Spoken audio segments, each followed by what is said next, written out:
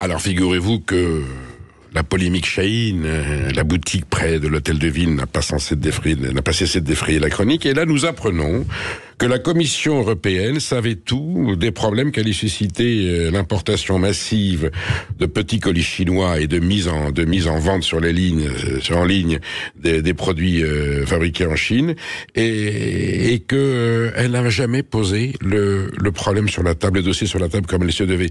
Il a fallu l'attendre l'installation d'un magasin physique au cœur de Paris, celui qui a suscité la polémique, pour que la Commission se bouge. Ainsi, nous savons qu'en février 2025, la Commission européenne a envoyé à Shein une demande d'information sur les risques liés à la présence de biens illégaux sur sa plateforme. De produits dangereux, de produits pas aux normes. Ils le savaient, ils l'avaient quantifié, et ils ont demandé à Chine de s'expliquer. Tiens donc, elle avait déjà demandé une demande d'information déjà en janvier 2024. Enfin, c'est extraordinaire. Donc elle savait tout, mais on disait rien parce que la Commission européenne doit considérer qu'après tout, c'est le libre-échange, c'est l'Europe, et qu'il n'y avait pas matière à s'inquiéter.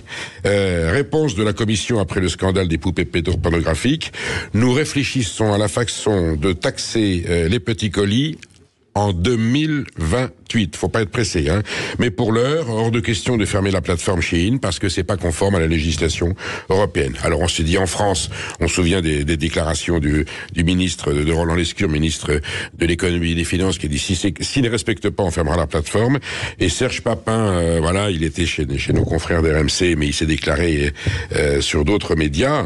Serge Papin, ancien patron de Système U, aujourd'hui ministre du Commerce et de l'Artisanat, a reconnu, il est allé lui-même à Roissy, il a ouvert les paquets, il a vu des aberrations, il cite un petit colis avec 100 produits de maquillage pour les ongles, pour se teindre les ongles à l'intérieur, qui sont évidemment hors normes, et alors il veut nous rassurer en disant on a pris des mesures, et le Shein de demain ne sera pas celui d'hier, donc oui, on va être très vigilant, on va regarder, mais on va s'assurer que Shein ne puisse pas importer des produits qui peuvent être dangereux, nocifs, en tout cas contraires aux valeurs commerciales de l'Union européenne.